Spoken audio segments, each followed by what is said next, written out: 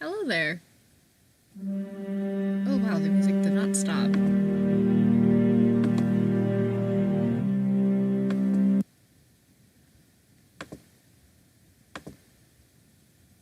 Alright, well, welcome to the stream.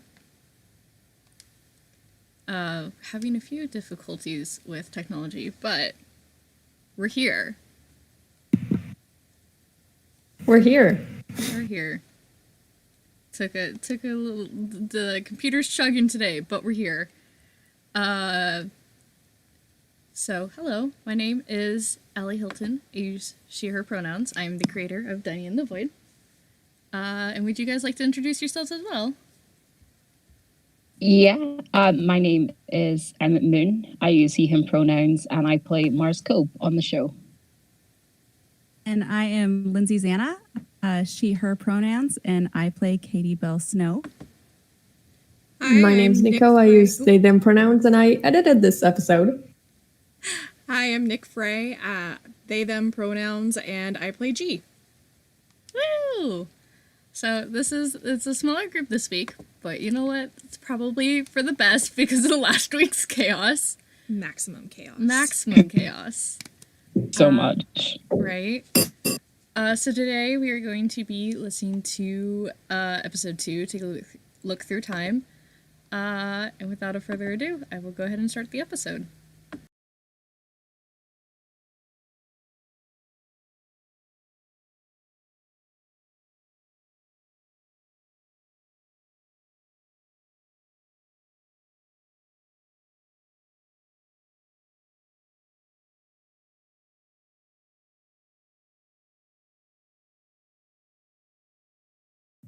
Warning.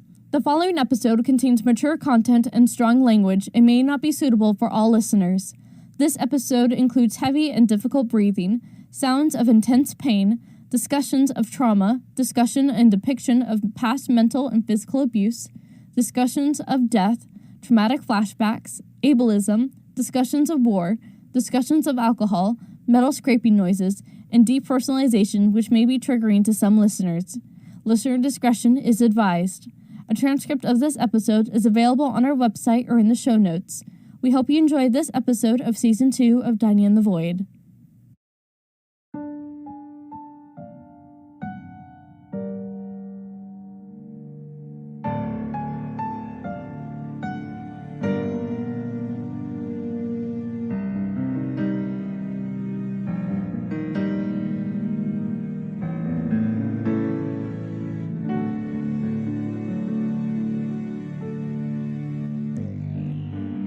Take a look through time, forever it seems to you. Mere seconds it was for me, perspective is the key. Take her hand in yours as you walk through these paths, looking at what was once called home, now scorched and burnt to ash.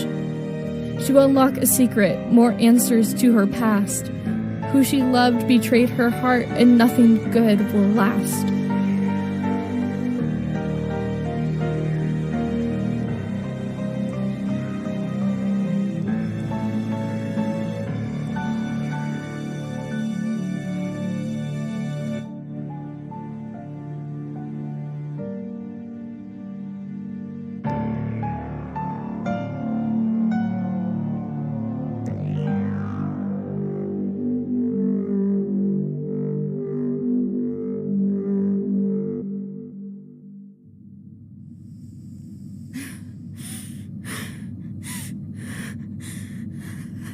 Katie Bell, just breathe. Where does it hurt? Everywhere. It's like my body is on fire and dying over and over again. Why is this happening? I know biological shifting can hurt, but I've never seen it this bad before. Not everyone was born with the veil. Only 20 or 30% of my people were. It makes shifting a lot easier. Most biological shifting species have some way to help with the pain, but not mine. We just have to tough it out. Plus, being forced to shapeshift back into my natural form didn't help. Why do you have to tough it out? Surely there's something your people could do to make the pain more bearable. I don't know. Enduring the pain is supposed to make us better soldiers, I guess. I'm not totally sure, though. I was really little when my planet was destroyed. Which planet was that? Zazon, in the Pistol Star system. I've heard the name before, but I don't remember a lot about it. Makes sense. It was gone before you were even born. Would you like to tell me about your life there? I don't remember everything. I was only 5 when I fled. But I remember hiding under the table as the neighbors talked with my parents. I did this a lot as a kid. They would send me off to bed and start drinking. But I would sneak out and listen to their conversations. Were they interesting? I don't remember. I just remember a lot of laughter. That's what they were doing when we were attacked. You don't have to talk about the attacks if you don't want to. No, it's fine. You're going to learn about it eventually.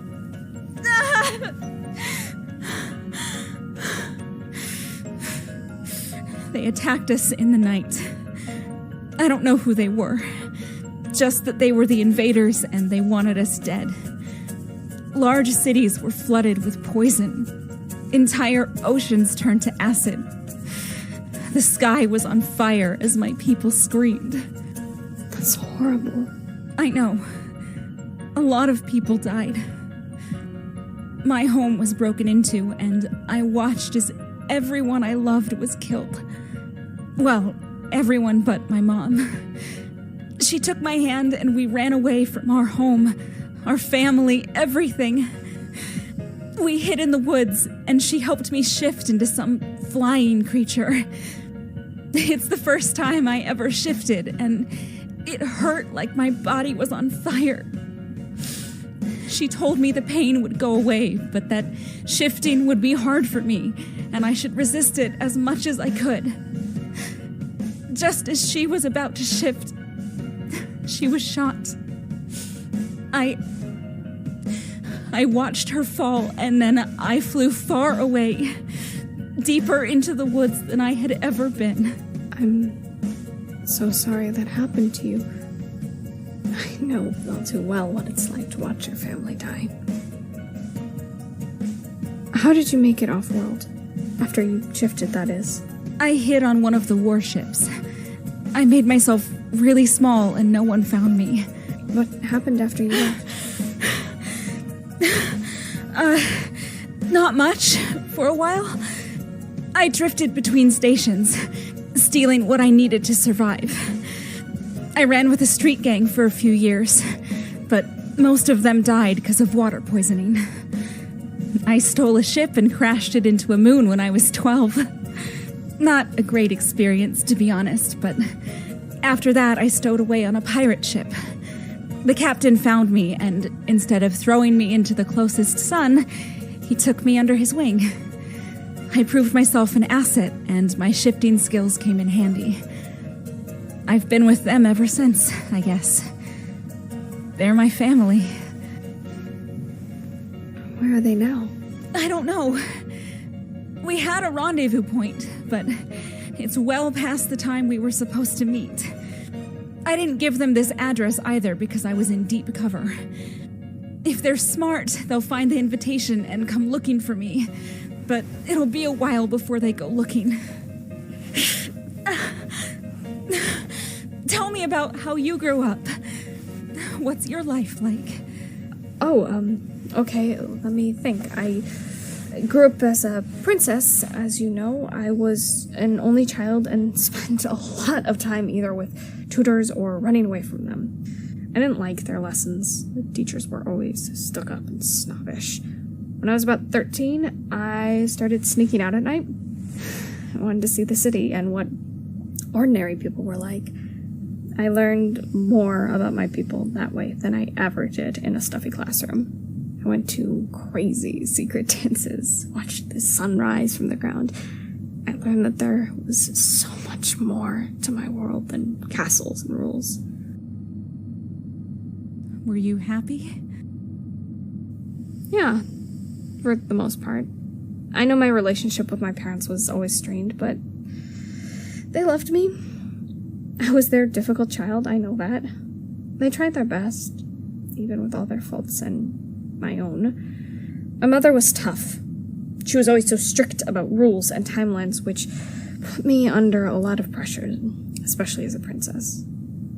It made it difficult growing up with any sense of normalcy. We were totally different people, but I think we were similar in all the wrong ways. I loved her, but I guess I didn't show it as well as I could. And your dad? My father was a good man, for the most part. Sure, he was cruel to the co-pres and didn't always stand up to my mother's occasional cruelty, but I loved him. When I was little, he let me hide under his throne so I could watch how he ran things. My mother never approved of it, so we kept it as our little secret. I didn't share all his beliefs, but I think he tried to be good. But he and Mother, they killed Zell just because she was a shapeshifter. The co-pres aren't monsters, they're people. They're creative and funny, full of music and life, just like my people. Zell was always so charming and kind to me and everyone else she met. For fun, she used to dress as one of the servants and sneak into the castle to be with me. We would always sneak off together and explore the trees and hidden passages in the castle. She sounds like she meant a lot to you. She did. I loved her with all my heart. When she died, I cried for weeks. I would have as well. It's hard, losing the people you love. How are you feeling? Not good. Everything just burns so much. What do you need from me? Please, just hold me.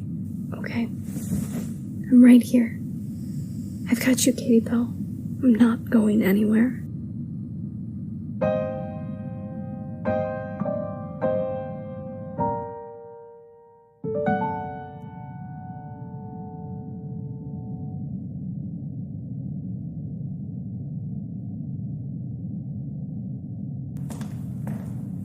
Hey, how's it coming, darling? Are you any closer to accessing the Universal Database? Yes and no. There are a lot of walls between me and the open net, but I think I'm getting closer. But even when we have access, I can't figure out how to open up long-range transmissions. Hell, I can't even find them. Aveline hid them really deep in my coding. Wait. Hold on. I think I found... Tala? Are you okay? Memory 5364 unlocked. Playing now. Hold on, let me try standing on my own. Glish, let go. Why are you still holding me? I can do it, just... Glish, I appreciate you wanting to help me walk, but I got this. Hey, don't sign behind your back. That's not fair. Are you shit-talking me in sign? Don't lie to me. Remember, I can shit sign too. I've still got hands. Take that. Okay, I'm sorry. I'm sorry I signed Mom at you, but you are kind of mothering me. Which I do appreciate, but it's okay. Just, I need you to spot me while I do this. Are you ready? Okay, cool. Whoa. Hey! I caught myself. It doesn't hurt anymore. It doesn't hurt anymore. Oh, wow. Oh, gosh, this body. Stars, I feel so powerful. I mean, I feel like I could crush a planet. Wow. 10 minutes into having this thing and I already feel at home. If only my family could see me now. I'm gonna outlive all of them. Well, maybe I'll go back and see them someday, but for now, come on. Let's get out of here before anyone finds us. What's up, Glish? What's wrong? Hey, it's okay. Just process. You said there's people coming. Let me see your detector. You're detecting 4 life forms, and 2 of them are carrying... Oh, shit. The doors are our only way out. What do we do? There they are. Grab the traitor. Glish, run! Don't let them get away. Get them, too. No! Leave them out of this! Think the stars they're taken care of. Lilac, you're in charge in cases like these. How should we proceed? Leave the mute to us. We'll find something to do with their consciousness. Perhaps now we'll force them to use a voice box rather than their hands. I never understood why Glish didn't want their body to speak. They never told me why. You were absent the day we all met to discuss the mute's plans after conversion, but partway through, they insisted on being nonverbal in their new body. They wanted to preserve their experience in life, or what have you. I said that was ridiculous, but the others thought it would be less expensive, and they overwhelmed me. The mute had the chance to overcome their handicap, and they turned it down. Childish. I can see why they got along so well with Nove. They never appreciated what they were given. How do you think we should deal with Tala Nova? Given that you deduced where she was, I leave that choice to you. Should we still put her in the box? Yes. I want to keep her for whenever I need her again. That may be a while down the line, but at least she'll be under my control now.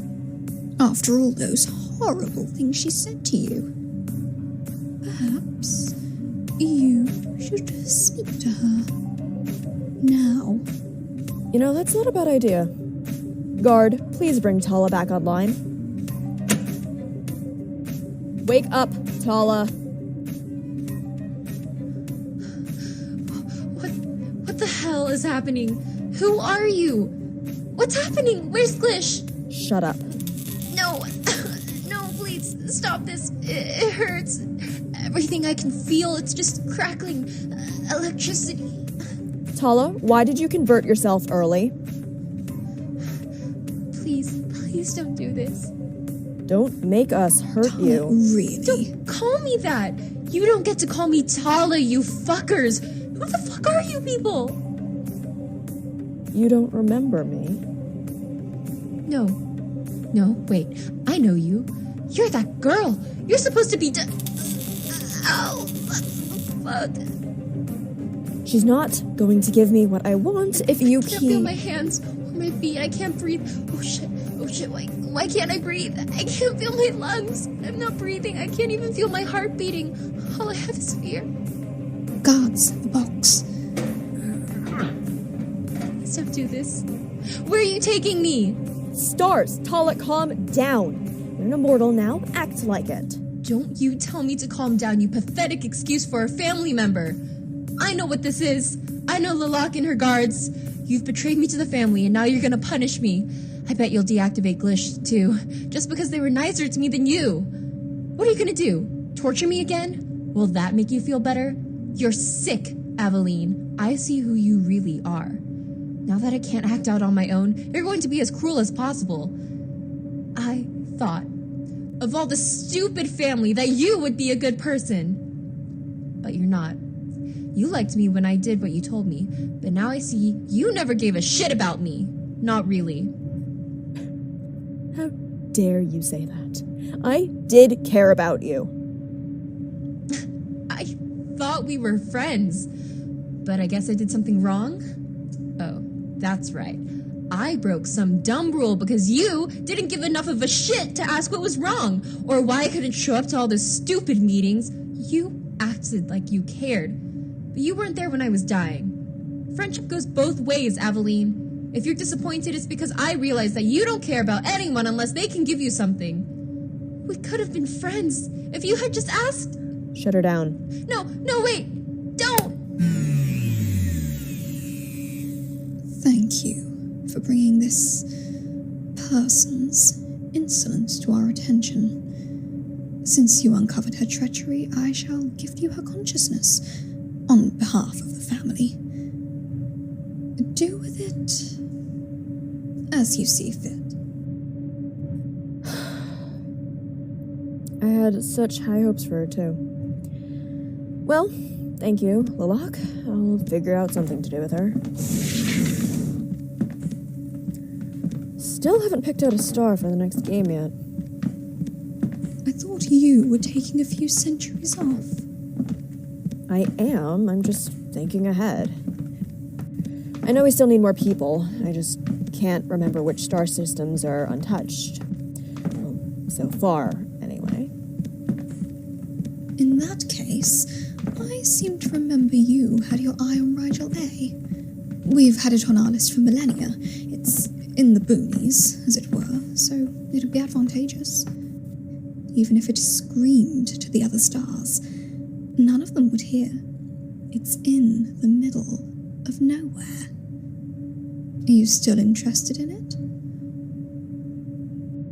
Yes, I am.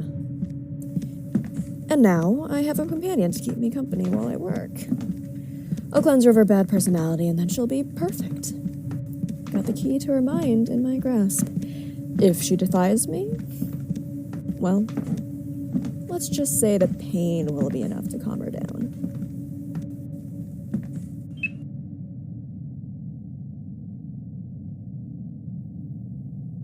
Tala, are you okay? Yeah, I think I'm okay. Do you want to talk about it? Kind of, but I don't really know how to put it into words. That's okay. I can listen while you process through it. All right. I guess I'm feeling really conflicted right now about how I should be feeling and how I do feel. Aveline is a horrible person. She's selfish, has no moral code, and tortures people for no reason other than her own entertainment. With everything she's done, it should be a no-brainer that I hate her. You've heard some of the things she's done to me, after all. And I do hate her. She took everything away from me. But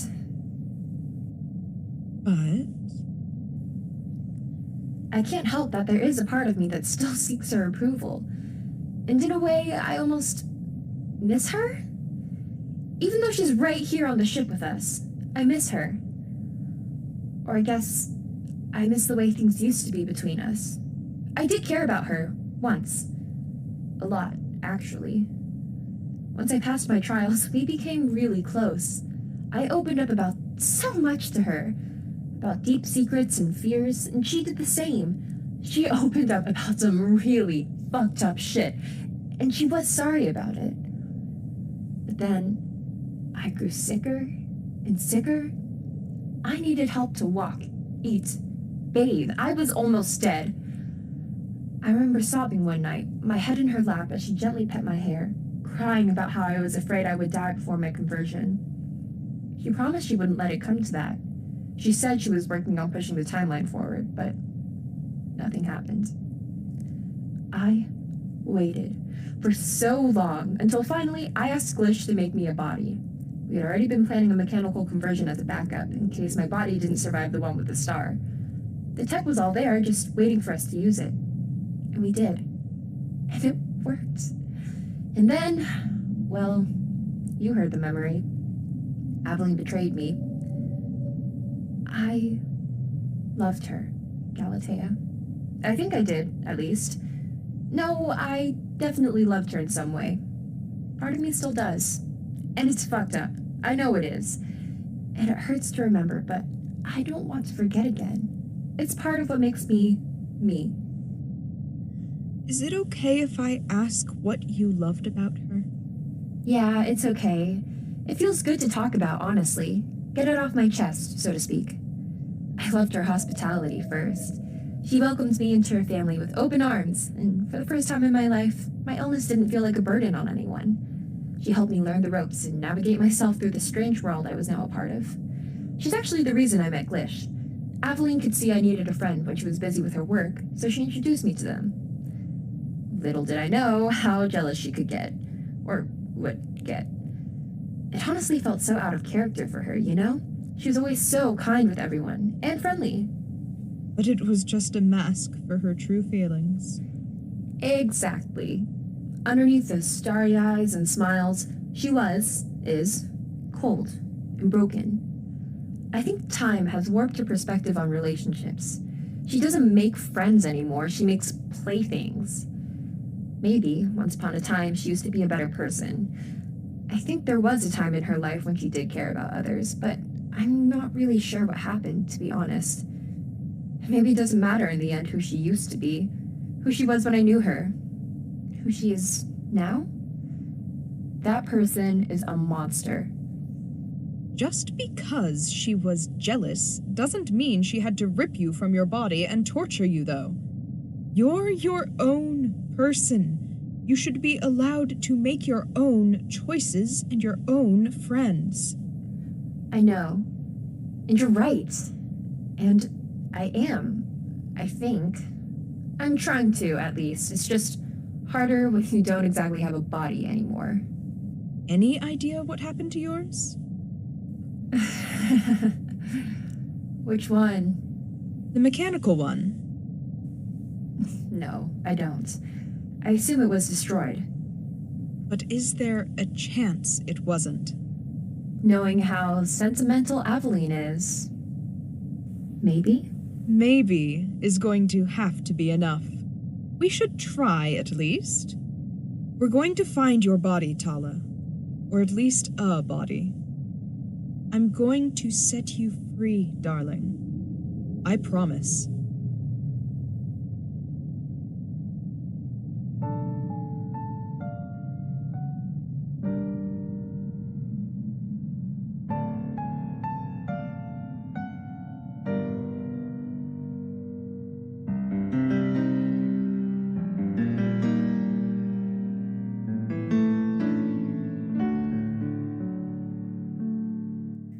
Dining in the Void is a production of Zebulon Podcasts and was created by Allie Hilton. This episode was written by Allie Hilton, featuring guest writer Arizona Johnson. The script was edited by Rowan Sparra. This episode features Ari Delin as Aveline Lyon, Molly Alexander as Galatea Ivory, Sterling Ray as Waverly Black, Lindsay Zana as Katie Bell Snow, Nat as Tala, Emma Mary Currens as Lilac, and Allie Hilton as R. Music was composed by Benny James and Allie Hilton. Sound editing by Nico Goldstein, with assistance from Tal Manier and Brad Coldbrook. Additional sound effects from freesound.org and zapsplat.com. If you enjoy the show, consider supporting us on Patreon at patreon.com/Zebulon Podcast, spell ZEBULONPODCASTS. Follow us on Twitter at Dining in the Void for updates and more. Thank you so much for listening. All right, well, that was the episode. Oh, is it actually stopped playing? It Yes. sure was an episode. Sure was. So I've been told. Uh-huh. It's a good episode. I've heard it is an episode. I would hope it's an episode. I know so much of it by heart. It's a little scary. Oh, I feel that. When I was in theater, I used to memorize the scripts and stuff, and then I would be like saying it along with actors behind the scenes, and then like I would remember the actors' cues better than they did. And I was like, "You're supposed to be on," and they're like, "Oh shit, you're right." I'm like, Yeah, that episode will never not make me have feelings. Like, holy shit. Yeah, that's a deep episode. Yeah. Ouch. I just want to give them all hugs and more hugs and just holy shit. They need more hugs. And a lot of therapy. A lot of therapy. So much therapy. But if anyone has questions, we're taking questions on the Dining in the Void fan server and the livestream channel. And until we get questions, we're probably just going to be talking about the episode. Yay. Yeah. So we start off with a scene with Katie Bell in pain, and then Waverly's like there with her. I remember during the table read for it, I like started crying because like emotions. Lindsay did a very good job at breaking my heart. Yeah, I had to listen to it like a million times as I was cutting it together, and that was painful. Oh no. Like, it was a great experience, but ouch. Oh, it's such a good scene. And like we've talked about it a little bit in the server that we have for the show, but like the scene is very much where she talks about like her past and stuff comes very much from like what I remember as a kid, you know, a lot of laughter and just a big family and people, and then like that was gone. And the scene where she talks about how she hid under the table is something my sister used to do when we were little. Oh. Crisis. Something's exploding. Lindsay's fire alarm just went off. Lindsay, stop setting stuff on fire. It's because I'm cooking and our smoke alarm is incredibly sensitive. Oh, yeah. no. Our smoke alarm was going off a few weeks ago. Maybe a few months ago. I don't remember. It's a few months ago. I don't think we fixed it. So currently we have no smoke alarm in our house. Yeah, I was gonna say, I've lived in the house that I'm currently sitting in for 19 and a half years. I don't think we have a smoke alarm. You should maybe get a smoke alarm. See, We haven't burned anything down this far. we didn't even know there were batteries in our smoke alarm, and then suddenly it just started beeping, like, you know, when the battery's low and stuff. Yeah. So we're like, holy shit, this thing works? We couldn't figure out where the noise was coming from or anything. For like 3 days, God. and then we finally figured it out, and turns out it was the fire alarm that is ancient. And then we tried to take the battery out, and we couldn't, and I don't know whatever happened to it. Where did it go? It's in the front room, I think. Ah, so launched into the abyss, basically. I'm worried about all of you except Lindsay. And Lindsay, you're safe. Yes, it is overly ready to protect us. I mean, we Yeah. have 4 big dogs. If something's on fire, they're gonna warn us. Yeah, Yeah. yeah. I mean, I'm just prepared for fires, because whenever I have to babysit my baby brother or I'm left alone for whatever reason, my dad's go-to line is like, he's texting me like, is everything okay? And I'm saying, no, the house is on fire. So I'm like ready. Bring it, fire. I mean, if the place caught on fire, it would be what it would be at that point. We'd be fine, probably. Yeah. I mean, we don't know if we're immune to fire yet. You don't know until it happens. Until proven otherwise. Exactly. Exactly. But back to the Okay, episode. It's such a fun episode, and I say fun, when I say fun I mean emotionally gut-wrenching at some points, but in a good way, you know? Yeah. sure. Yeah.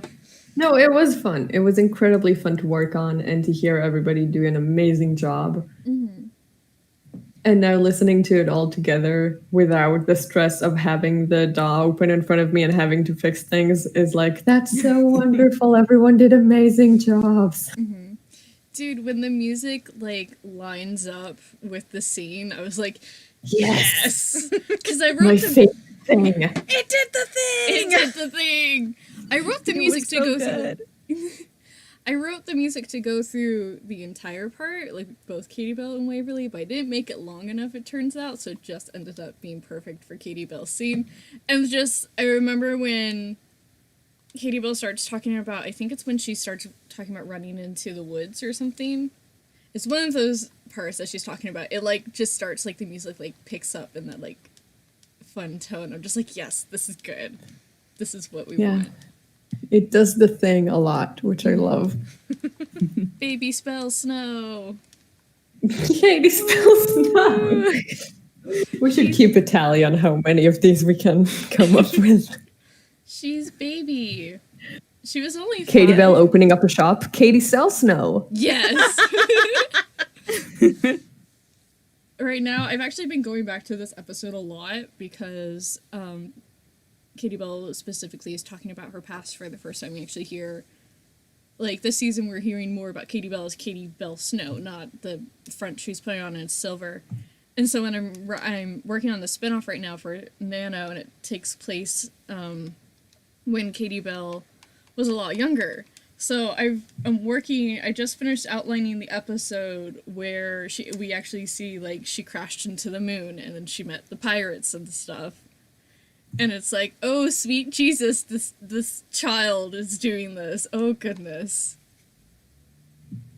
Got it, don't worry. It'll be fine. Does she know how to fly a ship? No, not at all. No. She deserves seems to cause easy. chaos. She's like, what's the worst that can happen? And the worst that could happen was she crashed into a moon. I just thought of another one. What? Katie Bell gets her own sitcom, Katie Bell Show. Yes! Yes. I have two more, but I didn't want to interrupt, so I put them in the live stream chat. But Katie L. Snow. Katie Gale Snow. It's what she deserves. Yes. Yeah, this episode we get to she would be learn- proud of us. She would. I was just about to say that Yes. exact phrase. Oh, what do you guys think about the episode? What are your thoughts? I don't want to be the only one talking. It hurt. I love it. I have a very big soft spot for AI, so I'm having feelings over here. Also just exciting because, like, hey, I'm officially part of the show now. I'm here. I'm doing it. So that's just my little excited part. The scene, like, with It's really good. Tom- I have not listened to this episode yet. This is the first time hearing it, and it was so Yeah, good. same. I love tragic backstories. I love AI. I love comforting. Like, it was just thumbs up all around. It was so good. I love when we get into the more emotional parts of characters. We're seeing where they come from, what makes them who they are, what kind of things have they gone through, and why are they the reason they are. Which is something like the show like talks about a lot. Is like the big overall arc of the story is I made this decision because I thought it was the best decision, even though it might not be. It probably isn't knowing these characters. Yeah. It probably isn't knowing story structure, but yes. But, like, we get to see a lot of, like, this episode is big, like, talking about the past, seeing the flashback, and we get to see the betrayal of Aveline with Kala. Yeah. Ooh. That was a scene. That was a scene and a half. It's a... Ouch. Trying to think of the words to say. Sad. Painful. Yes. Wonderful. Yes. These are all good words to describe this scene. Fun fact about the scene, so in season 1, I don't remember which episode it is, but we see Tala have that, like, freak out moment, and she, like, glitches out, and it's with Galatea, and she's like, who are you? What are you doing with me? I can't feel anything. I can't breathe. I can't feel my lungs. And it ends with, like, the quote, something along the lines of, I know you're that girl, you're a member of the F, and then it, like, cut off at fam, or whatever she was trying to say. And then this part, we actually see, like, the full thing that happened afterwards, and we see the other side of the conversation. Which I think is just interesting, because, like, if you go back into season 1 and find whatever episode that was in, and now we see, like, the other side of that, why she was freaking out, because in season 1 it came off as, like, a live reaction, but in reality it was just a memory, but, like, a fragment of it, you know? I don't know. I think it's fun. I think it's neat. AI are so wonderful. She needs a hug. That's my takeaway. She needs a hug. She really does. Which also, when she yells at them for calling her Tala, it's because her name is Vidix Talanova, which is also why Aveline, when she did her reveal secret, her quote secret in the first season, she was like, "Oh, I had a camera person and I shot them. Their name was Nove." It's her kind of telling the truth, but also not fibbing it around you a little bit.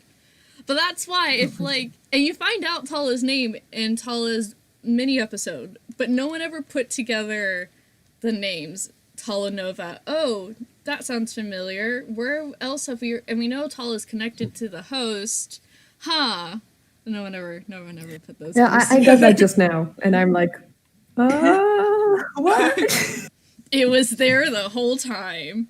But yeah, Tala's her nickname that she only lets her friends call her Tala, and so it's a big deal that everyone calls her Tala because Aveline has programmed it so that she only goes by Tala without all her memories, and then it's all these strangers are calling her Tala, because that's just so one sad. one more thing Aveline took away.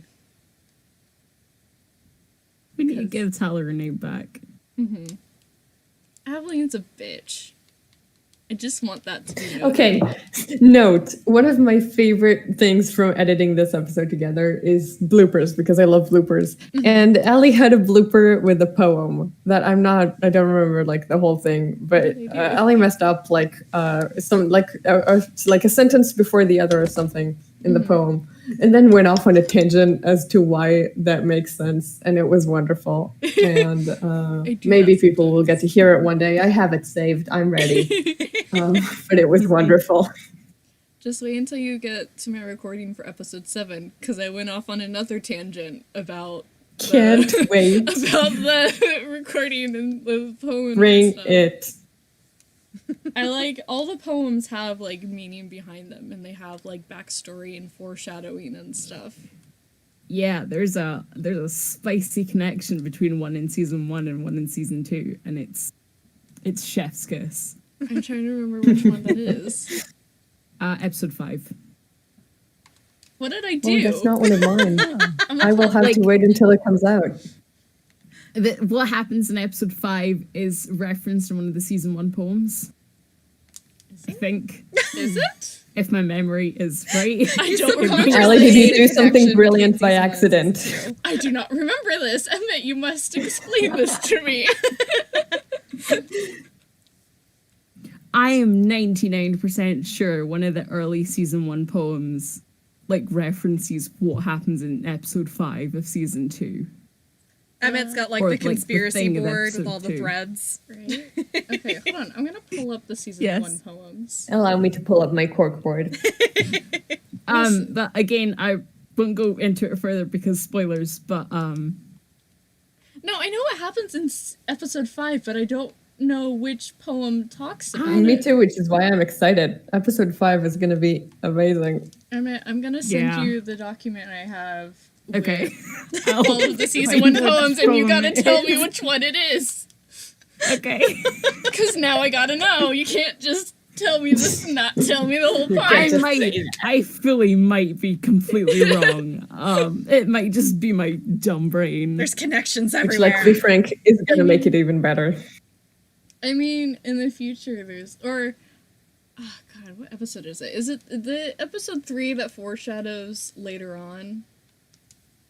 I honestly do not remember. There's a lot It's of been so long since I foreshadowing in recorded this season for the big season Yeah, finale. there is. Let's see. I'm sending you the link right now. Okay. Everyone rushes off to the Google Drive. Well, I have one thing I do is I put all the poems into one large doc. I haven't really done it for the season 2 ones, which the episodes are almost finished, 9 and 10, which are the last 2 episodes, and I'm really excited. Yay! Mm-hmm. I just have a little bit more editing to do with 9. I just need to go through it one more time, and then I'm gonna give it to Cassie and be like, Cassie, please do help. And then everyone Cassie fix. but it's a good episode. It the very end of the episode, a thing happens with specific characters, which I can't really talk about without spoilers. Yeah, there is foreshadowing in episode 3. Yeah, episode 3 foreshadows a really big part of the season. You're welcome for reminding you of that. But yeah, there's a lot of foreshadowing this season just overall, because I like foreshadowing a lot. I like knowing what's going to happen later. And so if you, like, read the poems and stuff, like, in the season 1, the very first poem, like, tells you the story of what's going on. It goes, there once was a star that was very far from life and all of its fun. Talking about R, because R is the star, which you've kind of established that already. And then this episode even talks about how Aveline is looking for this new star to the next game in a few centuries. And so they're like, oh, what about Rigel A? Rigel A is out in the boonies, you know, it's very far out. And then you go back to the very first poem at the very beginning of the show. R is telling you that's who I am. I am the star who is very far away from everyone. And then the poem goes, alone it cried, afraid it refused to die, wishing that it could run. Talking about it's very afraid from this group called the Family, who are a bunch of immortals who are refusing to die, and it wishes it could run away, but that's kind of impossible because it's an actual ball of gas in space. Can't really move a whole lot. And then the poem goes... It's episode 4. Episode 4? By the way, I figured it out. It's episode 4. The poem for episode 4? Yep. Yep, Second paragraph. Yep, you're right. Yep. Yep. Go back and listen to the poem. I remember. I'm gonna read the poem. Do I have access to the season 1 script? Oh, I should probably just... 1 second? I don't think I do. Here, let me send you guys the document on our Zebulon server so you guys can see it if you would so like to do that. But I'll read the poem, because I remember now, you're right, because I went back when I was writing some of the lines for episode 5, I went back to the poems and took out bits of it, and then worded it to make it make sense by who... yeah, because I had to do some of those lines, so that's why I think I've managed to remember that that's the connection. Vaguely, that's why I'm sending it in just the cast right now. Also, shout out to Ali's poems, because they're very good. Yes. Yes. I like writing poetry. Everyone needs to harass Allie and tell her she needs to work on her poetry book so it actually gets published. Yeah, because that's my goal for the year, is to actually publish my poetry book that I've been working on since high school. I just need to finish the artwork for it. It's all in order. I just have been slacking on that artwork. So the poem, the big part of the poem is, they help themselves to all our souls. We became creatures full of holes, and darkness follows where they walked, and lies are whispered when they talk. I don't know if Lindsay remembers reading the script for episode 5. I know Emma is. I do! Oh, yeah. Yeah. It's I do! And Nico does. Oh, God. I am so excited. I love the all the little puzzles of storytelling. It's my favorite thing. That and bloopers equal, like, up there. I didn't write all wonderful. the poems for season 1, but the ones I did write I'm very proud of. And the other ones are very good too, but I didn't write them, so I can't claim ownership of those. But I've written all the poems for season 2 also. Poetry has always been my way of explaining myself when words just don't make sense, because, you know, words are hard. All my poems are sad and gay. I'm I'm not even joking. I won an award for a very sad and gay poem.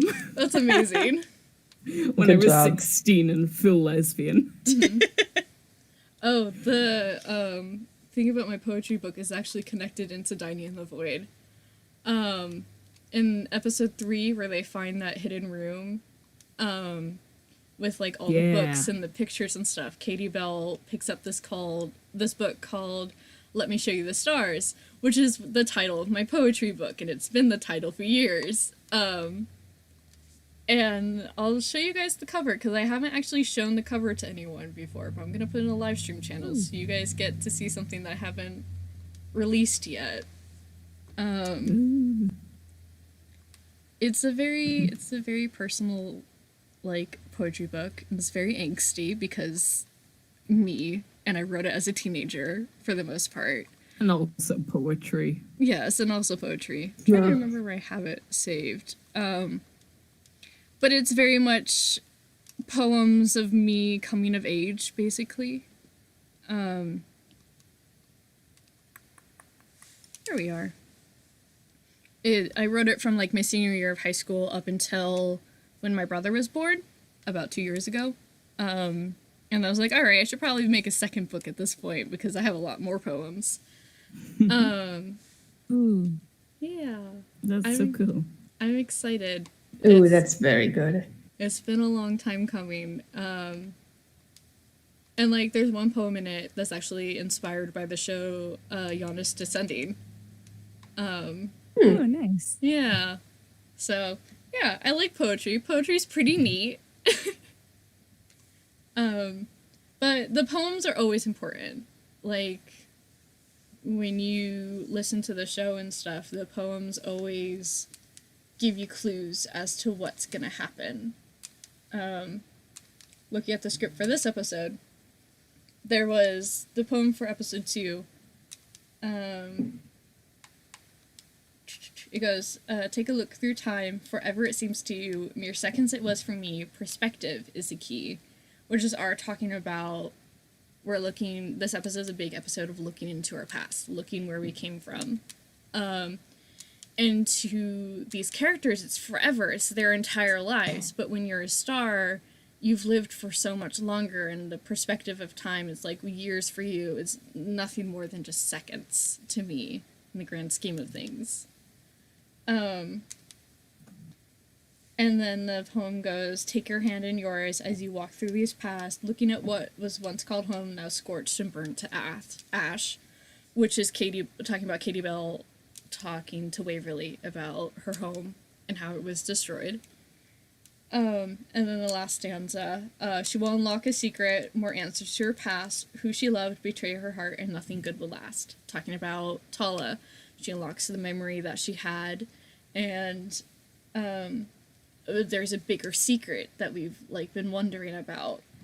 And she loved Aveline. She talks about in this episode, I loved Aveline. And I still love Aveline, and I miss Aveline, but even though she's on the station, but she comes to realize, I miss what we had, I don't miss who she is now, if that makes sense. And then the saying, like, nothing good will last, you know, kind of a pessimistic outlook on stuff, but yeah. I like poetry. I like telling stories through poems. And if you put the poems all together, it'll tell you the story of Diane the Void.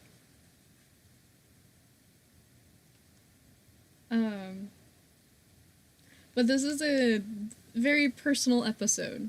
It talks a lot about, like, first we saw the flashback and we saw Katie Bell talking about her past and her family and losing all of that. Big mood. Big mood. And then we see Tala talking about her relationship with Aveline. And it really starts showing this episode the overall theme of the season is relationships are complicated. The big overarching theme is just relationships. But this season we see a lot more one-on-one interactions. Like we see Waverly and Katie Bell having, like, you know, cute gay moments, but also very heart-wrenching moments and emotional scenes going on. And then Tala talking a lot about, like, we were close. Me and Aveline were close. We had a good relationship and stuff, and she meant a lot to me. But then her jealousy got in the way, and it became toxic. And it's like, yes, I feel that. Don't mind me, I'm just rambling. Please continue. It is very enlightening, and I'm enjoying listening to how much thought is going into this. There's so much thought going into the show. I put my heart and soul into it, you know? There's a lot of personal things that go into it, which is like when you write a story, you put yourself into it, you know? I'm trying to make thoughts. Big thoughts, lots of heart, big emotions. I have cried multiple times. Not a whole lot, but I have cried. Specifically at table reads, right? Yep. The last table read, my heart physically hurt. And I was like, ow, that hurt. Because that happens to me when, like, characters I get, like, attached to get, like, hurt, either emotionally or physically. Not gonna say which one happens, but there's an ouch in my heart that happened, and I was just like, ow. I'm fully expecting you to just be sobbing for the episode 10 read-through. Oh, I'm not gonna be sobbing. I'm just gonna be going on a power trip at that episode. I know both. vaguely what happens, so... Episode 10 is a big power trip for me, I'm not gonna lie. Episode That's 10 is fair. one of my favorites. I'm excited for you guys to see all Yeah. I just think we need to start compiling a list of things that have happened during read-throughs. Like, all of us saying, fuck you! that. Yeah, like in sync. That, and the deadpan, ow. Ow. I've been finding myself quoting, like, the I feel like characters I'm and, like, things we missing say. out on so much. You should join our read-through, or our table reads. Yeah, they're fun. They're a lot I of don't fun. think I'm ever awake when they happen. That's fair. This That's is why we hold fair. multiple. Like I'm probably I'm- either asleep or at work. The only reason I'm ever at them is because I need to be at them. Yeah. And because Ali specifically schedules some of them so that I can be there. Also, like I think you have like an hour or two over me, so it's like Yeah. take that a tad bit more. Yeah. But they usually happen when I'm asleep as well, so. That's why we schedule at least 2 table reads, because we have a lot of folks who live overseas. But then we also have a lot of Yeah. folks who live in America, so it's like we gotta find the balance between everyone. Yeah, there's generally one where there's like The big group. all the Americans. Yeah. And then there's one for like me and a couple other people. Mm-hmm. And that's the only people who turn up. What was it? That's the party very, read through though. The very Yeah. first read-through I did, I think, was me, Emmett, Sarah. and Sarah. And me. That was And it. Allie. It was That's just it. the 4 of us. And that was it. Which, yeah. that was a great way to get eased into Yeah. dealing with the rest of the cast and all, because I am a very nervous person. That was the day we had 2 table reads in one day. That was a big podcast day, because I think we also had the was. live stream that day too. I got up at like Yeah. 8 a.m. to do the morning table read with the UK folks, and then we had the live stream a few hours later, and then like immediately after that, we had the nighttime, the American group come Read together. through. Yeah. Yeah. It was, or was it before? the We table- did the second. No, the read through second before. Yeah, it was okay. No, I was wrong. It was the first table read, brief break, then the second table read, and then the live stream, The live stream. Yeah. which was just I think us, and then we were just talking for hours. That was when it was still just the Emmett and Allie show. Yep. And now we have more people. And now I Which like is good. doing these. It's It's cast bonding time. yeah. Cast and crew Yeah. bonding time. Really. Plus, we get to talk about the show, which I always like to talk about, and I always feel like I'm info dumping and no one cares. So this gives me an excuse to info dump, and No, everyone you're has to info listen. dumping and everyone cares. Listen. You say this, but my brain is still gonna go, oh, no. But it'd be like that. I mean that's valid, but also like know that it's wonderful. It's fun. I mean, I wouldn't have come to like 12 live streams with you if I didn't enjoy this. This is So, a good point. Do you wanna turn on the fan? We're in our audio cave right now, a blanket cave, and it's starting to get really hot. Welcome to Texas. My feet are freezing, but everything else is just, it's hot. Yeehaw. Yeehaw. But yeah, the show, like, very personal, has a lot of heart in it. And I appreciate everyone who's helped, like, support the show and help create the show and stuff, because, like, it's you guys are helping bring this world to life. God, I just checked the temperature, which is absolutely wet. So where I live in Scotland, it's currently 48 degrees American. Ew, 9 no, thank non-American. What's that for us? 9. Okay. But then in London, it's 63 Fahrenheit and then 17 Celsius, which is absolutely wild. Right that's now. only like a couple hours away. Like The range of today's weather in Texas, where I live, is 47 degrees Fahrenheit to right now, which is 81 degrees Fahrenheit. And I am dying. And I'm gonna look and We're at 81 here too. Yeah, I'm looking what that is in Celsius. 8 degrees Celsius to 27. 27. Okay. See, that's my nice. This is if we Yeah. get 27 now, I'm like, oh, Yeah. that's brilliant. No, I can like walk home and not die. potentially getting heat stroke. I like mid 70s to mid 80s. That's my comfortable range. But when we're going from 40s to 80s, it puts like my body That into is a lot, shock, yeah. and it's gonna be a fun winter. Yeah, Allie's been predicting snow. I am predicting that we're gonna get snow. I don't know why, but that's just what my gut is saying. We're gonna get snow at some point. It's gonna feel happen. it. Can I come over? I don't have snow. I want snow. I don't want snow. Please keep the snow. I want to visit snow and then come Yeah. back home when there's no snow. Snow is good for like 1 or 2 days, and then it just becomes a lot. And then Awesome. Yeah. See, whenever we Can I have our crash own somewhere for a house- night? Whenever we get our own house, we're gonna have to get one that's big enough to have like everyone come and just hang out. yes, it will be the Dining in the Void cast and crew party. Whenever I eventually get my my flat all sorted, because that's been a fucking nightmare. I should have space for everyone to come visit in very cold Scotland. So Hell yeah! I'll come when it's warm, Yes. or I'll wrap up as a marshmallow. Yep. Let's go. Theoretically, I should be moving in next week, but we'll see. It'll be. I'm so excited for you. I cannot believe you bought a house. Yeah. Congratulations. That's, Thank you. that's a big thing. Yeah, especially as I'm 22. I'm one of those stereotypical like Twitter people that's like, here's how you can buy a house at 22. Be born very privileged. Yeah.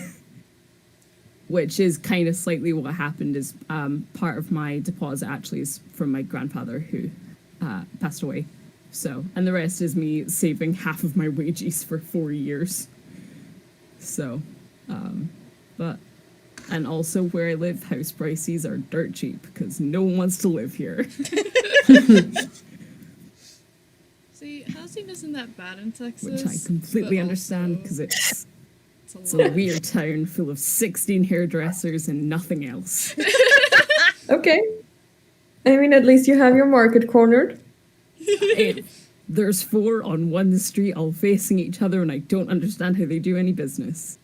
See, you gotta go to each one at least once and decide which one you like best. Maybe it's supposed to be like an Sounds so intimidation thing. I think so far I've been to 6 of them, and I only like one of them. One of them had just a very threatening aura because that was when I had an undercut. So I was just going in to get it buzzed because that was before I could do it myself. And it was just this one woman in this massive empty shop, and she was like, "Yeah, just." It was over in 5 minutes. She was like £20, and I was like, "What?" I just got here, okay, and then I left. And I've never been back, and it scared me. Oh no. But yeah, 6 out of 10 out of 16 I've been to. I've got 10 left. You're working on it. We need to I've only shave lived Nick's here hair 6 years, still. but Nick also has an undercut. One per but year is a good ratio. I'm getting closer and closer to like wanting an undercut, but I'm too afraid still. That'll I be had something we a live stream. soccer cut for That a will- while, no, but then yes. it's too high maintenance for me. We will absolutely. If I ever get it undercut, we will absolutely live stream it. You guys can watch me get my. Oh my god, yes. Do it. Get to however many So followers good. on Twitter for the show. Allie will get an undercut. I like my hair right now, so I'm gonna keep it as is until I get bored. Because right now my hair it's actually getting longer than I want it, which is weird because it's not that Just long got at it all. cut. I just got it cut, and also it's not that long, but it's grown out enough that I'm just like, yeah, I want it shorter again. I've been growing mine out, so it's My hair used to be really, really long, like down to my waist long. Because when I was in middle school, because I have really thin hair, but I have a lot of it, so it looks like it's thick, but it's really not. But it gets really tingly and stuff, because I also have curly hair. When I was little, I looked like Shirley Temple. That's how curly my hair was. And so my mom always cut my hair short because, you know, it's easier to take care of. And then when I got into, like, middle school, I was like, never again. And I kept it long up until my brother was, like, a few months old. And then I was like, you know what? We're going to donate my hair. And I still have the ponytail of hair somewhere in my room. I've yet to donate it, but the intention's there. There are Does two hair have an ponytails. expiration date? How does that work?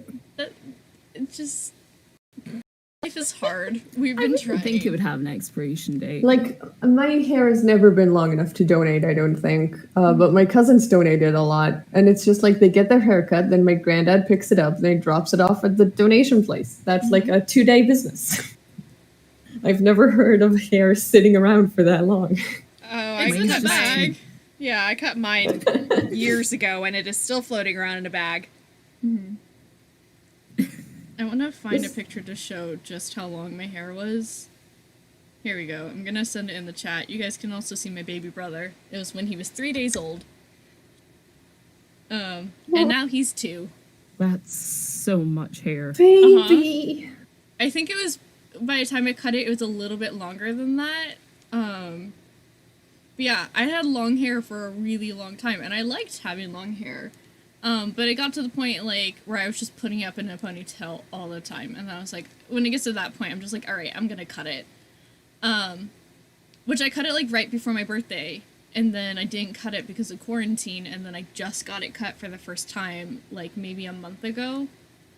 And it was at the point where I no longer needed 23 bobby pins, 3 ponytail holders, and a headband. Because that's what I have to do at work. Yep, I've seen the photos. It's a lot. Wow. I have a lot of hair, and we have to keep our hair up in a hat, and it's a time. It is a time. And I remember when I first got it cut short, they were like, you can't have your headband showing. I'm like, then what the fuck point is this headband? My work is weird. My work is very weird. But no one has said anything to me yet. And it shows all the time, and if anyone says anything to me, I'll be like, all right, you get the headband or you get hair. What's it gonna be? Yeah. You can pick one. You can have one. Yeah, Nick's hair is now longer than my hair, which is saying something because when we met, they had very short hair. And when we started dating, again, very short hair. Can I share this picture? Here's a picture. I'm trying to find pictures of when I last got my haircut, but I'm just getting distracted by pictures of my cat because I've adopted a couple cats since then. So. Nick's hair is so much longer than mine now. Not like so much, but it's longer, and so it's impressive. Yeah. I've been growing out an undercut since December. So at December it was like fully, like really Fluffy short, like babies. maybe that length, and now it's shoulder length. It's insane. Yeah.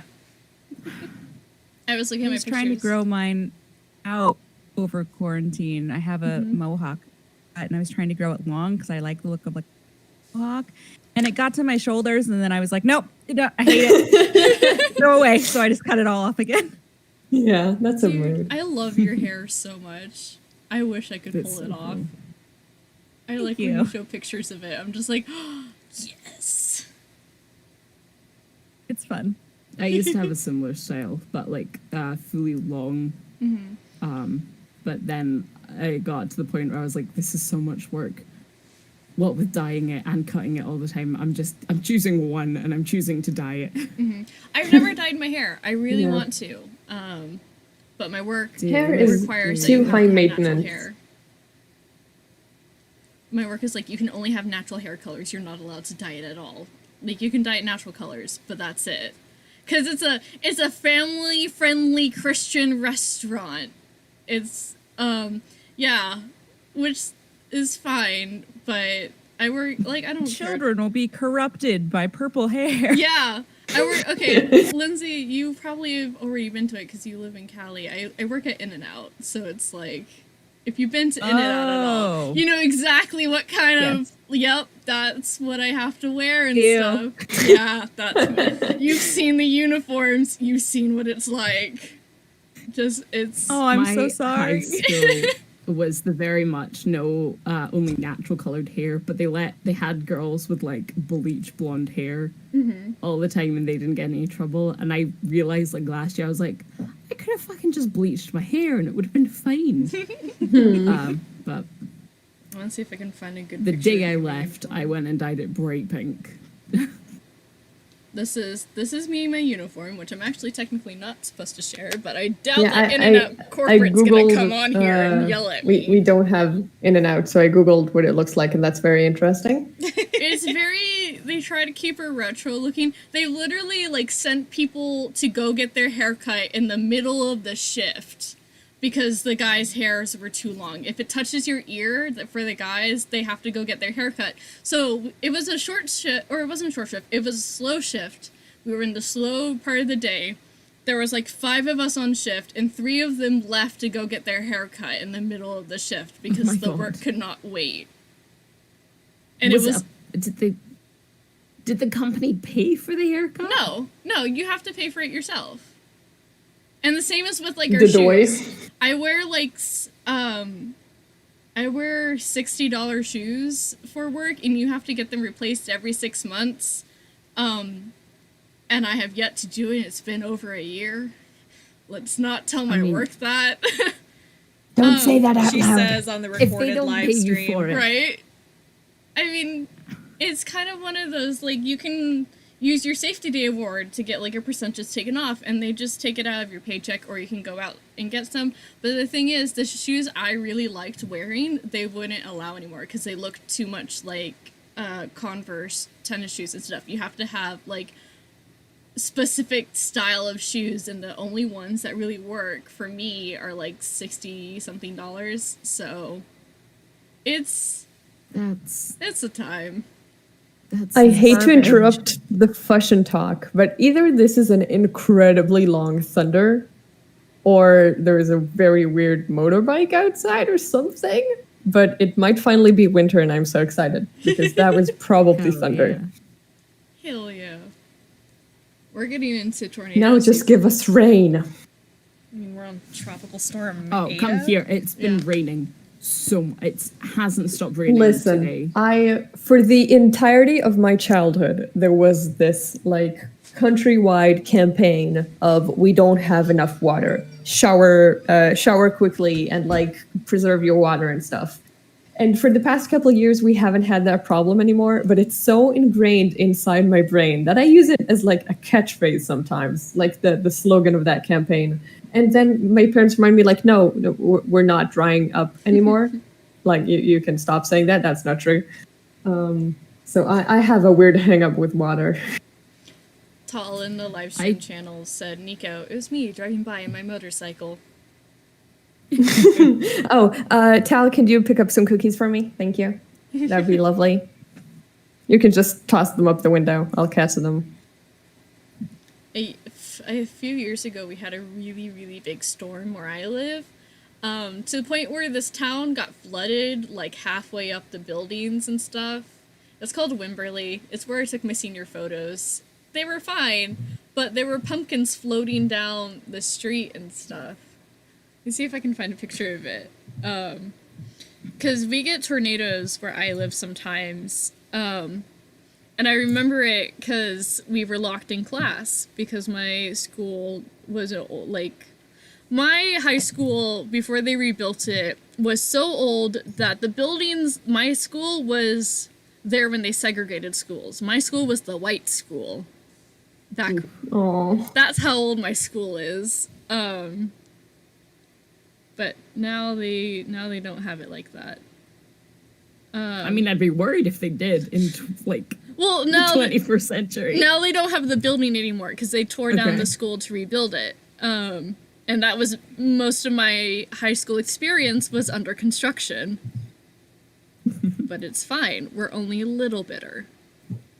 Part of my school, because I went my school was founded in 1800 or something.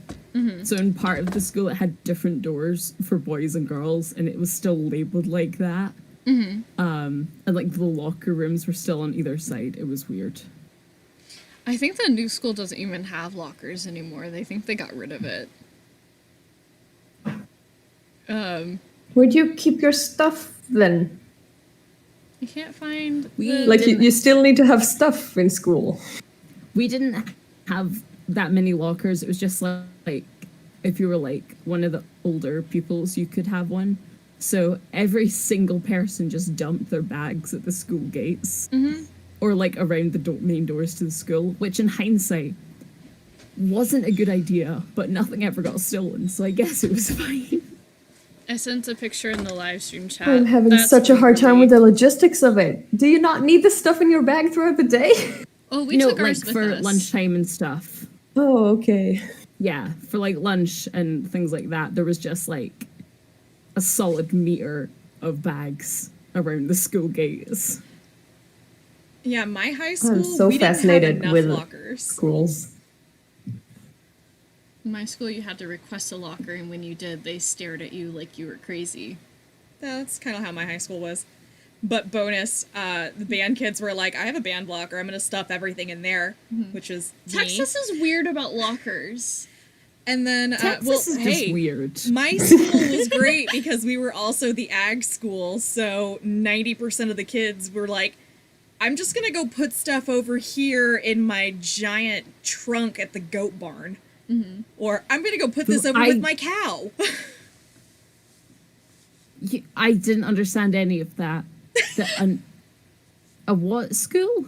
My high school was an agriculture school. We were an agriculture magnet school. So basically, we had cows and goats and pigs and chickens in the middle of town. My school's an ag school. No, it's not. No, my school's just sketchy.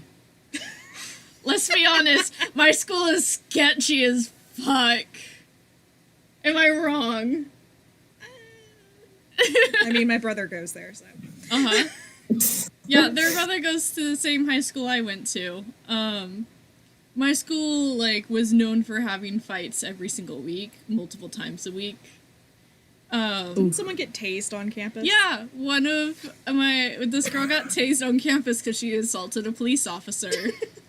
Oh my god, okay. Oh, no. I think she was fine. My friend was excited about it because it was her boyfriend's ex-girlfriend who was kind of a bitch. And so it was also on her birthday, so she runs into the classroom that me and my friend were hanging out in, and she's like, this is the best birthday ever. I'm like, what the fuck? Oh my god. But everything was fine in the end. I mean, I could share stories for hours, but we're not going to talk about all the ways my high school is sketchy. I mean, okay, at least you didn't have people breaking into the ag area to kill animals. Oh no! Ooh. Yeah. They tried to make it look like it was satanic rituals, and did not realize that we had lots of security cameras out there because When did schools get interesting? My school was boring. Mine was not mine was also very boring, except for the weird culture in it, but that was more just a weird social thing with No, lots just of like boring. posh Like I was Scottish the kids. first. I was the first year in my high school. It's a new school, so we didn't even have like a specific culture in that school. We were just getting our 3 years finished, and then went on with our lives. I've been to 8 different schools. Mine was very They're all much weird. like you have to be very proper, and the stupidest thing was we had all the girls in air quotes had to wear kilts, which isn't the way things work in Scotland. It's the other way around, but okay. And if your kilt was too short, you had to be able to kneel on the ground and have basically the skirt touch the ground, and if it didn't, you got detention, which is just wild. That was one of my friends. You had like the fingertip thing where like you had to have your arms at your sides, and if your skirt was shorter than your fingertips, you had to change. Yep. Oh, ours Yeah, was we actually had- like a specific measurement. And so one of my friends, she was a foreign exchange student from Australia. She had to have her host mom come and give her new clothes because her shorts were a centimeter off. That's insane. It was something That's just ridiculous like that. And it's weird. like, yeah, and it's like, it's not fun because I'm tall. I have really long legs. So I basically was never allowed to wear shorts because all the shorts on me look really short. And Yeah. even with my own mom, my mom was like, you can't wear these shorts, and then she let my sister wear them. I'm like, the fuck is this bullshit? And now I'm adult very and I wear glad we all whatever I had- want. I'm very glad we had a uniform, even though it was fucking ugly and annoying. Uniforms and we live are in hit or Scotland where miss. it's very rainy and windy, and a kilt is not the best idea for anyone. Oh. At the very least, not a kilt that is just a single buckle and not like the standard 2. So, but other than that, it made things much fairer. And as long as you wore the uniform, you didn't. It was basically just like, you should buy a new kilt that's too short. But that was the only repercussion. I went Although I did from- get detention. I got detention once because my tie was too loose, Oh no. which was insane. Again, I'm fascinated by other countries' schools. Like that's I went from one Like, school our that had no dress uniform- code to one with a really strict one.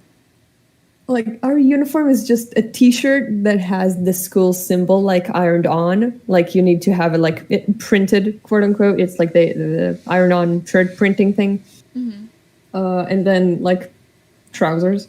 That's uniform. Oh, see, if you were a girl, air quotes again around that, you weren't Yeah. allowed to wear trousers. I campaigned for 4 years to be allowed I to wear don't think trousers. we are allowed to wear Wasn't al- skirts in schools here. Like I think we're specifically only allowed to wear trousers. I wore dresses because was- I wanted to be pretty. I don't remember anyone ever. Well, okay. So I think some of the more religious girls wore skirts sometimes, but they were like tight knee length skirts, so, and they had leggings under that. So it's practically trousers. But that's the only skirt I think I ever saw in a school ever. We weren't even allowed to wear cardigans. Like we had to wear like if you wanted a jumper on, it had to be blue. My sister and like half of her year at school staged a protest where they just all wore cardigans. Good for them. And eventually the school was like, oh, fine, whatever. So eventually you were allowed a cardigan, which is a jumper, but with buttons. It's insane. Yeah, no, our sweatshirts also need to have the school symbol on them. So they have to be like plain, like white, one color, and the school symbol on them, which makes them useless after a couple of years unless you have younger siblings and the school doesn't change their symbol, which my middle school did 3 times within my lifetime. Oh, goodness. Like, I went to middle school and the kids in my year who had older siblings had shirts like hand-me-down shirts with the different symbol, and now my sister is in she just started high school, but last year she was in that school, and now they have a different symbol, so the shirts I gave her are now obsolete. See, we had to wear a woolen blazer with the school Oh, logo no. on it. I had one from like the ages of 10 to 16. And by the end of it, because I left school when I was 16, it had holes in the shoulders, the cuffs, the pockets, the lapels, the other pockets, and the other pockets. And it was unusable and covered in paint because I took art classes. So I just ended up burning it because I was like, this is no use to anyone. But yeah, because also it was in Scotland, which notoriously is very wet. And everyone in the school wore these woolen blazers. Oh no. It smelled so bad. Oh no. So there was just 30 kids in a classroom with the radiators on and just the smell of wet sheep. Aren't kids' body odors enough? Okay. Apparently not. Wool and body odor. I was the uniform manager for the marching band at my high school. And there is no hell like dealing with the uniforms after the Battle of Flowers parade, where it's like 90 degrees outside, full wool uniforms, and high school students. There's just no hell like dealing with that. Schools are weird. I'm glad schools are terrible. Yeah, I'm so glad I'm finished, while also knowing that in the next couple of years I'll probably make myself go through that again. I am so glad I'm not in school. Fuck school. Fuck school. I mean, school is important. Stay in school. But also fuck school. It gets better. Yeah, stay in school. But also it gets so much better after you leave. If any of the people watching. Don't believe anyone who says that high school is the best time of your life. It's not. It's not.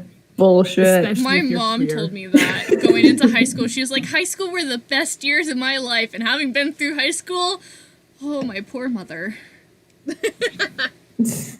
Yeah, that's another way to look at it. It's like you meet like a lot of interesting people and stuff, but like I found myself afterwards, you know? I found who I was after. I just met a lot of posh arseholes. That was it. I started podcasting in high school, actually. That's when I started Zebulon Podcasts. I was a senior in high school. And I was like, I want to make a podcast. And so we were going to make this show called Calicia, which is about 4 of these high school students who go to like this mandatory group therapy thing. And so they're like, the person who was in charge of it was like, hey, here are some journals. You guys can like write a story in this like universe called Calicia. And then each episode, like, and then the books for magic, so like you would get, the kids would go into this universe and stuff. And so each episode would parallel them dealing with something in their life, either some kind of mental health issue or whatever, like anxiety. In the world, you'd have this anxiety monster. In the outside world, you're learning how to deal with the person's anxiety, and it would like coincide with each other, you know? Battling your inner demons, so to say. I thought you said Aveline's your inner demon, and I was like, fuck, she sure is. But the channels are still on the Zebulon Discord server. Just none of you can see it. But they're there, I promise. And the cover art is still there and stuff. But it was just, I was working with some other writers at the time, but everyone kind of bowed out and it was just kind of not going anywhere. So I created Tiny and the Void instead. Woo. Yay! And now we're here. And then it was now. There is another story we were going to make. It was called The Maze. It was about these 4 friends who live in this town where there's this, like, mysterious maze that just is there. And the thing is, people who go into the maze, they either never come out, or when they do come out, they're completely changed. And the maze, it was going to be a horror show. and the maze turns you into your worst nightmare apparently, and it brings out your inner demons. And there's like 4 different things that happen to you, 3 different things. There's like a cult that lives in the maze. There's one person who turned into a physical like monster. There's one of them who was trying to escape, and there was one of them who didn't change at all because she's a complete psychopath and is actually a horrible person. But I wasn't in charge of the show, so it kind of just fizzed out a little bit. But I think I would still like to explore the idea a little bit, because it was interesting. It had, like, some solid ideas. Well, I'm always up for voice acting in any project, so... I'm gonna work That's on, very like, cool. if I do that, it won't be for a while, because I still want to finish the spin-off, Yeah. which I'm writing for Nano, and then I want to get Human Error, which is zombie apocalypse story. Again, if you need a voice actor. Dude, I'm excited for Human Error. It's just, again, it's more of a darker story, so with quarantine, I've just kind of pushed it on the back burner a little bit. Yeah. Season 1 is all planned out. It's about this person, their name is Billy, and they were a child in the zombie apocalypse, basically, and there's like different types of zombies. There's a siren, a banshee, and then there's like a biter, runner, giant, kind of. And so like sirens are like the most that they can act like humans and stuff, but the thing is they still need to like feed and stuff. And so when Billy was a child, they were turned into one of these sirens and stuff, and then their dad had died and their mother was taken away to presumably be killed. So we cut to like a decade or so later, and they're a young adult, and they're masking themselves as a human in this human group, and it deals with them trying to hide who they are from their group while also having a crush on this girl and surviving this apocalypse story. And it's very much accepting who you are, even the parts that you might not like, kind of thing. And the fun thing is, if you're deaf, you're very much more highly likely to survive because the siren call won't affect you. Which the other thing people do is they have like, something people do to survive is they have noise canceling headphones around their necks at all time. So if you hear the siren's call soon enough, or you know there's a siren soon enough, you just can put it on. But then on top of dealing with these siren zombies and then the runners and the giants, you also have the biters, which are literally just the undead zombies coming to kill you. And then if a siren is starved long enough, it'll turn into a banshee, where the siren call turns into a scream and they become mindless monsters, basically. Feral. Yeah.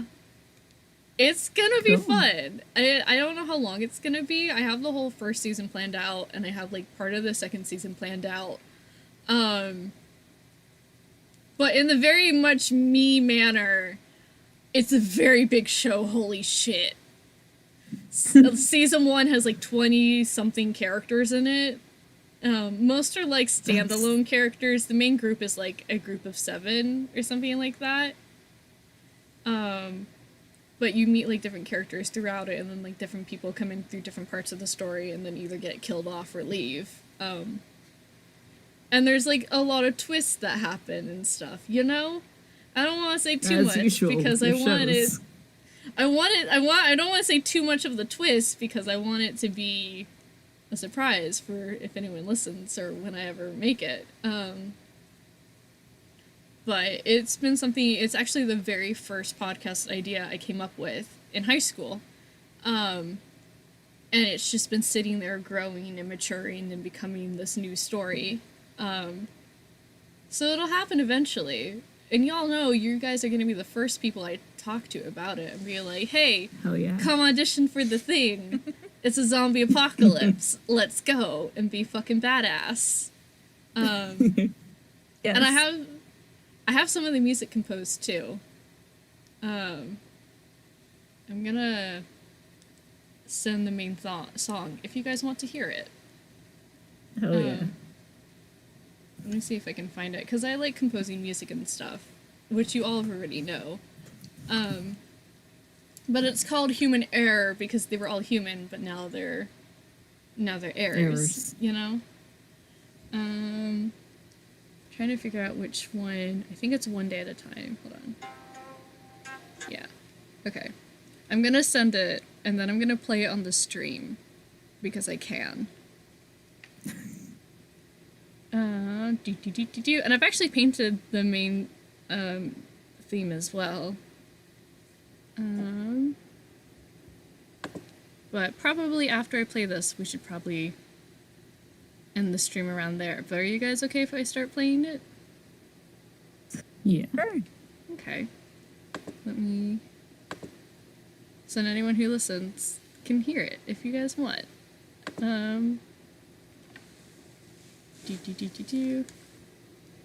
Alright, so I'm gonna play that really quick.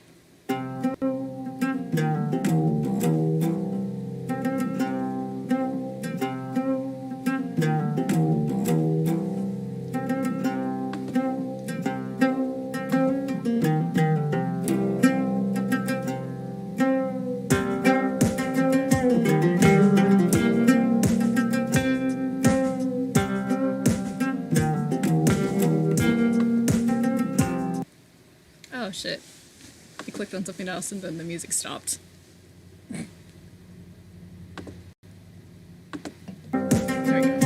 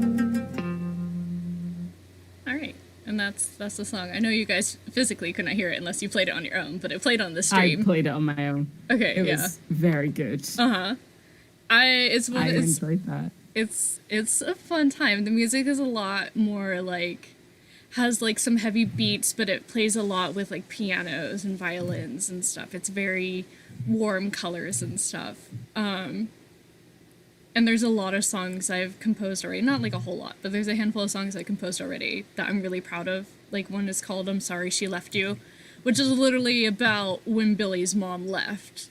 Unintentionally, but it's there, and there's like songs specifically for specific scenes I have in mind. And I shared in a live stream channel the cover art that we developed over at Goose Thunder Network, which is where it's gonna be hosted by. That's the network it's behind, which is Lenny's network, who plays Waverly.